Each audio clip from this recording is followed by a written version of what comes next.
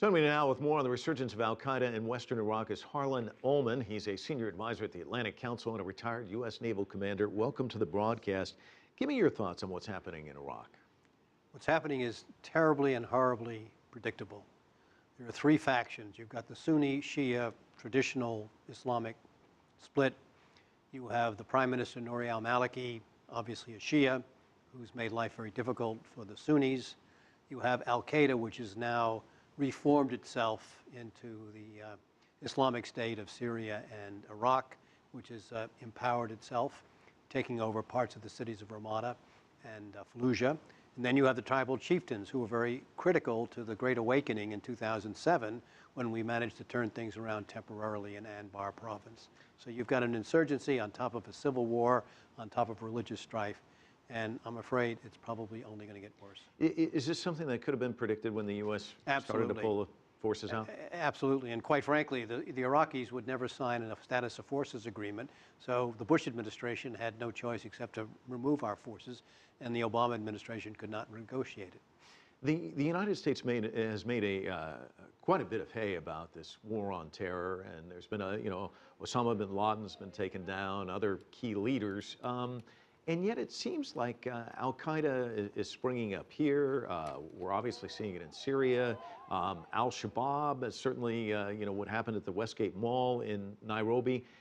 Has the U.S. really made a dent in the war on terror? Or, I mean, how do you see the landscape out there? I think that the American decision to go into Iraq the second time under George W. Bush was the greatest geostrategic mistake this country has ever made, even worse than Vietnam, because Vietnam had no consequences. What we have done, I'm afraid, is to unleash Al-Qaeda, the jihadist, radical Islam, and it has metastasized, and it's probably going to metastasize worse. You see it in Syria, but you see it playing out throughout the Middle East and the Persian Gulf.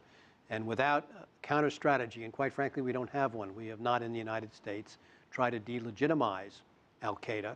The State Department has not done that. The U.S. government has not done that. Our allies have not done that. So what you see happening is a really very, very, very serious challenge to stability, not only in that part of the world, but to the West and indeed to China as well. Let me ask you about that. Extend it, because here in the United States, a lot of people tend to focus on the West, but open it up. Globally, what does this mean? Supposing, for example, that Al-Qaeda, under whatever form, was able to seize parts of Syria and Iraq and made it into a homeland, that would be rife for future terrorism. What could he possibly do? It's going to spill over into Lebanon. It could spill over into Israel. You now have the issue of Iran and whether or not Iran will live up to the agreement to forego nuclear weapons. If Iran does not do that, the chances of an attack by Israel and the United States certainly grow. You have the friction between Saudi Arabia and the United States. So you have the makings of a really, really difficult situation. This is 2014. May I remind you, 100 years ago, the Archduke Ferdinand was assassinated on June 28th in the streets of Sarajevo, and World War I started. I'm not predicting another war, but what I'm saying is that today there are lots of archdukes, and there are lots of bullets, and you don't have to fire a bullet at an archduke to have a profound effect.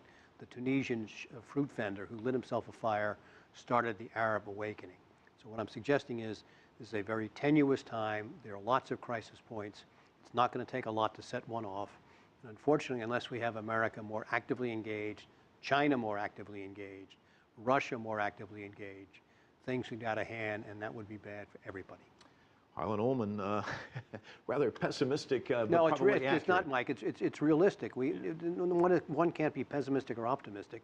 You've got to see the way things are objectively and then deal with them. And unfortunately, we in America have not always been good at doing that. Well, I was going to say realistic as well, but thank you very much for coming in. Always a pleasure having you here.